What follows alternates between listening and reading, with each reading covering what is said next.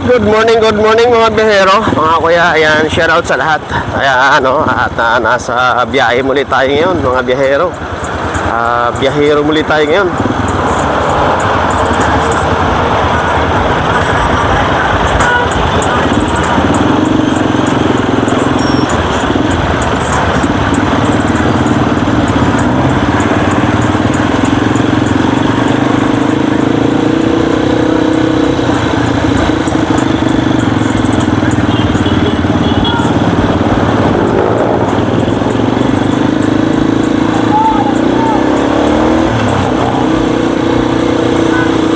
Okay, ayan, so nasa biyahe muli tayo ngayon mga biyahero, no?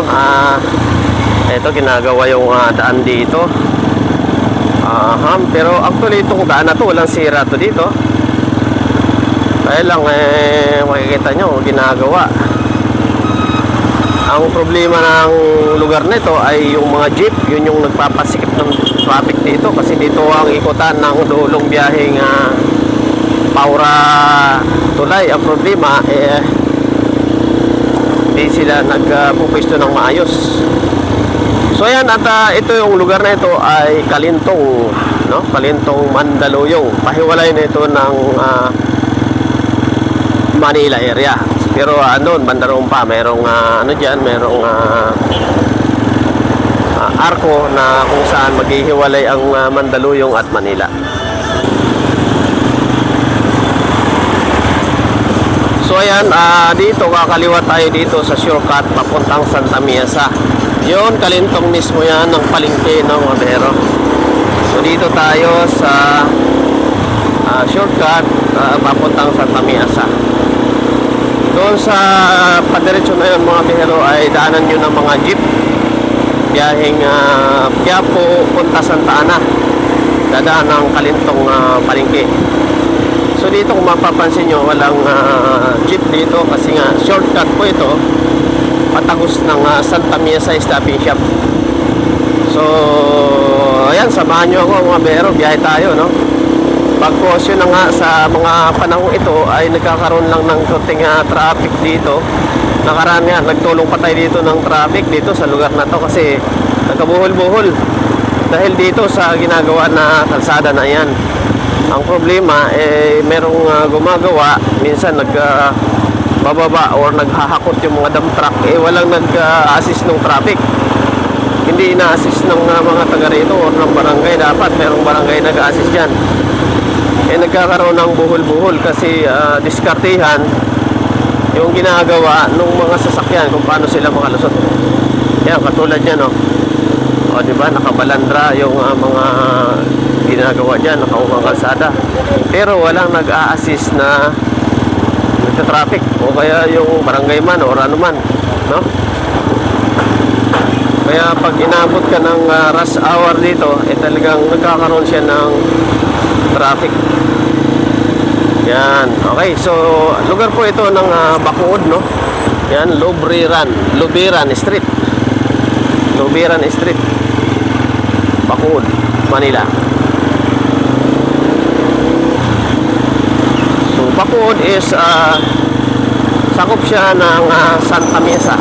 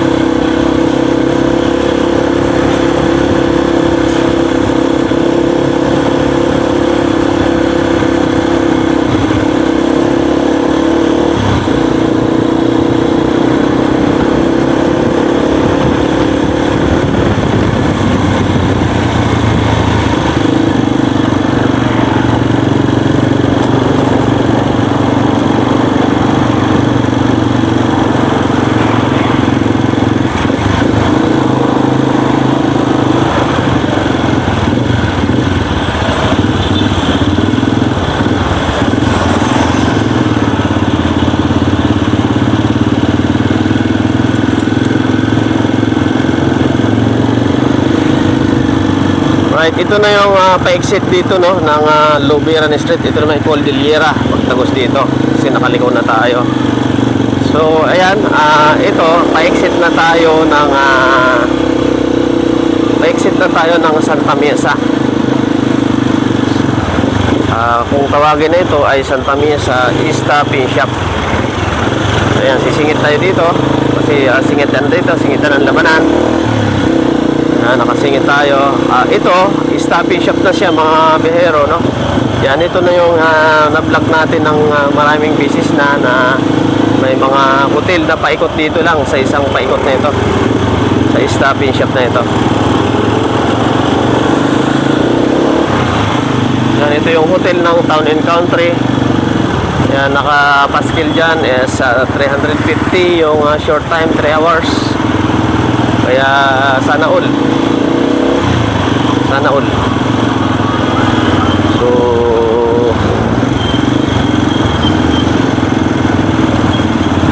right, ayan. So ayan. Bumubusin na siya singitan dito. Nasa ulog yung kotse na yun. Okay, ayan, 395, ayan o. 395. Yan, wow, Town and Country. So 395 yung 3 hours. So marami yan, paikot yan doon. Kaya lang, hindi tayo ikot sa kabuuan ng stop and shop dahil diretso tayo. Dahil actually, ang tungo natin is Rotunda, Espanya. So puro shortcut po yung dadaanan natin yon. So para may bigyan ko kayo ng idea, no? Dadaan tayo sa mga shortcut na daan. So ito yung binabaybay natin ngayon na kumaliwa tayo doon sa kanto ay Bimapa Street. Yan, Bimapa Street. So didiretso lang tayo, tatawid tayo dyan sa stoplight na yan. At pagdating sa dulo, kakaliwa tayo sa stoplight din. At yun, samahan nyo ako para maituro ko sa inyo yung ating dadaanan na kung saan isa sa shortcut patagos ng Espanya, Rotunda. Yan. So Rotunda naman is naghahati ang Manila at Quezon City. Right? So yan, nakapwesto tayo sa kanan ngayon, no? Dahil diretso tayo actually. Okay, ayan. So ayan, may naasita si MTPB. Okay, babae yung driver.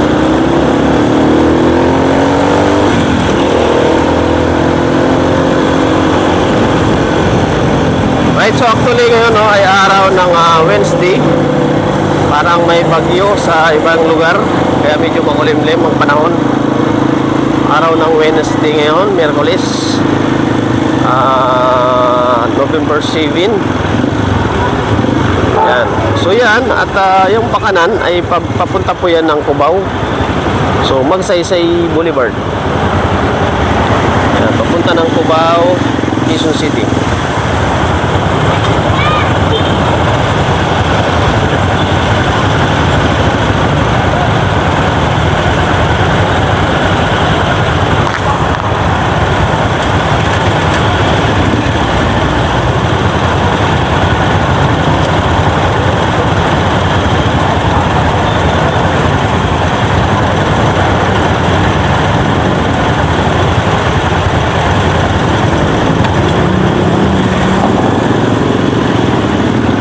Yan, tayo ay kakaliwa yung pakanan papuntang Cubao, Quezon City, ang Marikina.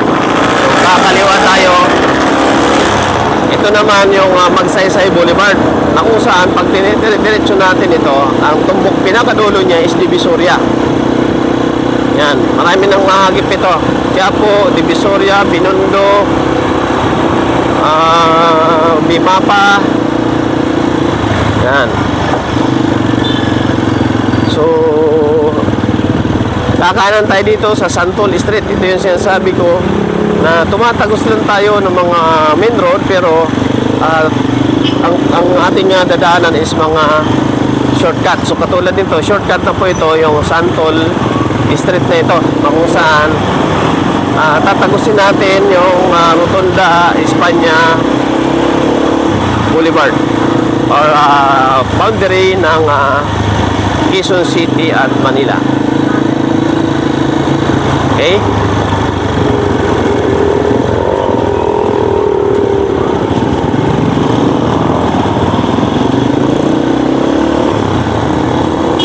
Ayan, so Santol Street mga bihero.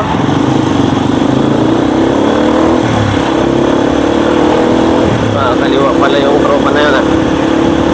So Santol Street, makikita nyo, ito isa sa pinaka-shortcut patagos ng A. Rodriguez, patagos ng Espanya Boulevard, Manila, patagos ng yun, tagos mismo ng LTO ng Espanya. Yan, ito yun, yung kalsada na ito. Mapapansin nga po ninyo is wala pong biyahe or walang mga sasakyan, no? Or hindi, walang jeep na biyahe. Walang pampasayaruan, kumbaga. Puro private kasi nga shortcut siya. Yan po yung situation dito sa lugar ng Santol Street. Sakop siya ng Santa Mesa po mga bihero, no? Yan, shoutout sa mga kuya dyan, shoutout sa mga biyahero dyan na bumabiyahe araw-araw, shoutout sa inyong lahat. Magandang hapon or umaga, anong oras man yung mapanood yung ating mga video upload. At maraming salamat nga pala, no, sa mga patuloy na nanonood sa ating mga video sa Kuya Isko Official and Guwapong Bihero TV, at siyempre sa ating Facebook page or Facebook account, Charles Francisco.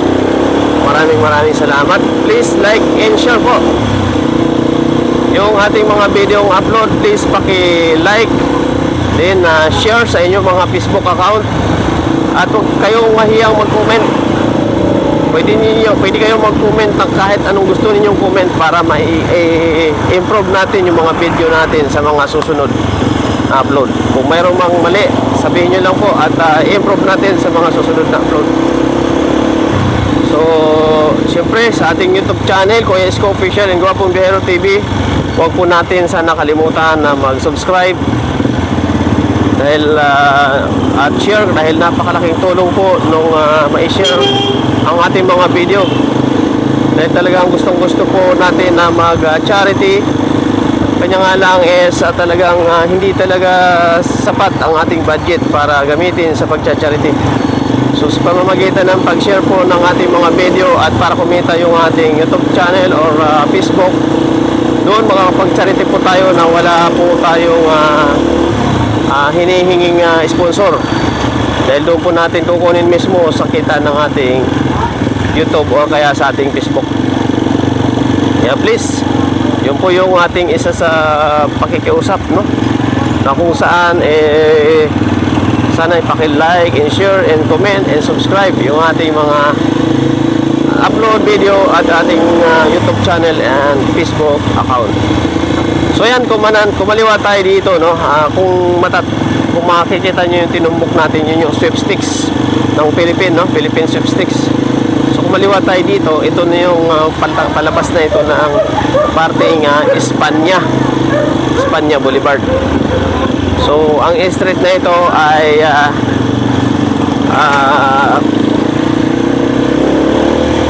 tinan natin na kasi hindi ko rin kabisado yung pangalan ng street, pero alam ko lang siya daanan. Kanya lang pagdating sa pangalan ng street is medyo Mabini Street po mga kaibigan, mga bihero. Bayani pala, Bayani Street. Yan, Bayani Street po ito mga bihero, mga kuya dyan, no? So right, Bayani. So actually diretso na ito, din tatagos na lang tayo ng Blumentritt Street. Laki nito kung sakyan na to. Raptor, ganda ng kulay. Uso ngayon yung ganong kulay ng sasakyan, parang abo-abo.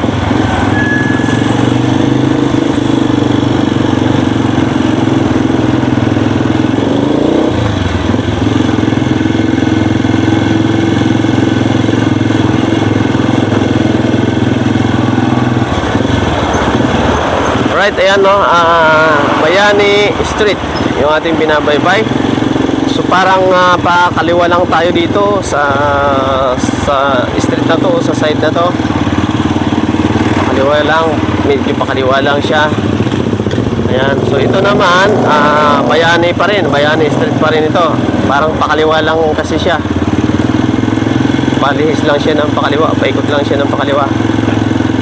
Bayani Street. Okay. So may kakakananan tayo dyan sa Blumentritt para makalabas tayo ng Espanya. Pero hindi tayo mismo sa Espanya pupunta. Nasa looban lang din tayo, pero nasa lugar na ng Espanya yon. So ayan, medyo masikip yung lugar dito. Dahil unang-una, dami nakaparada sa mga gilid-gilid. At ayan o, katulad nga nito.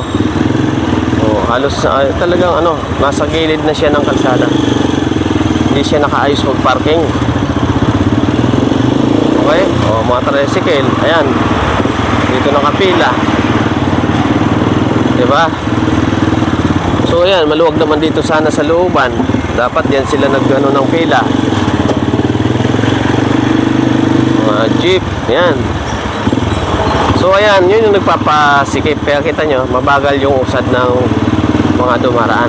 So G2 Aso na po yung diretsyo na yun. Dito, kakaanan tayo ngayon dito sa Blumentritt. Ito, G2 Aso yun, yung padiretsyo na yun.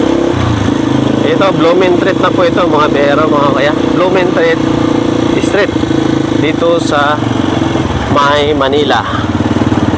Okay, so right,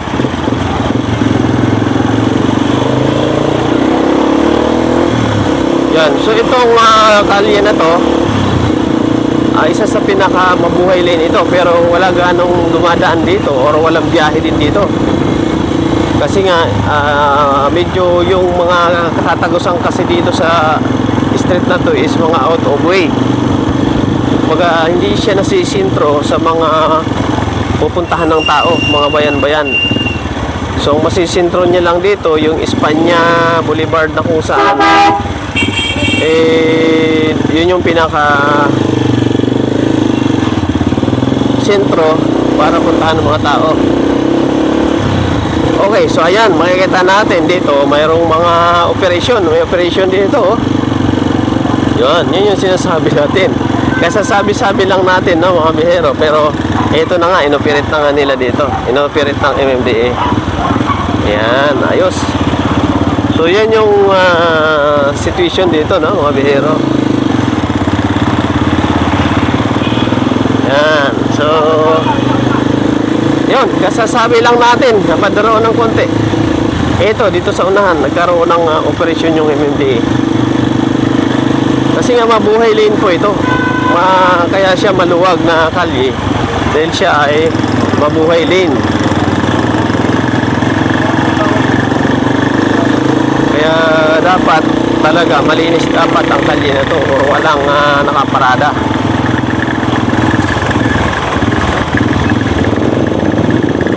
So yung padiretso na yung mga bero, yun yung tatagos ng Espanya.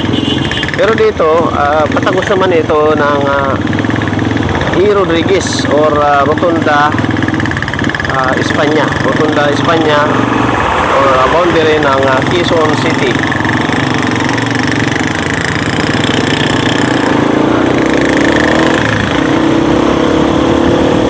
So ito, ayan, dami nakaparada din dito. Ito, mabuhay din ito. Kasi tagusan ito from Rotunda Espanya hanggang dito sa looban ng Sampaloc. Actually, Sampaloc na po pala tayo, mga bihero, sakop na tayo ng Sampaloc. So, right. So, yan, kung mapapansin nyo, ito na yon. Hanggang dito lang tayo, no, ang ating video, mga bihero. Hanggang dito lang tayo. Mapapansin nyo, ito yung Ramirez Street at yan yung Santo Tomas, yung diretso. Yun yung Rotunda. Yan, yung nasa harap natin na yon. Yan yung Rotunda. So hanggang dito na lang tayo, mga bihero, no? Thank you very much at mabuhay po sa inyong lahat. Bye-bye po, bye-bye.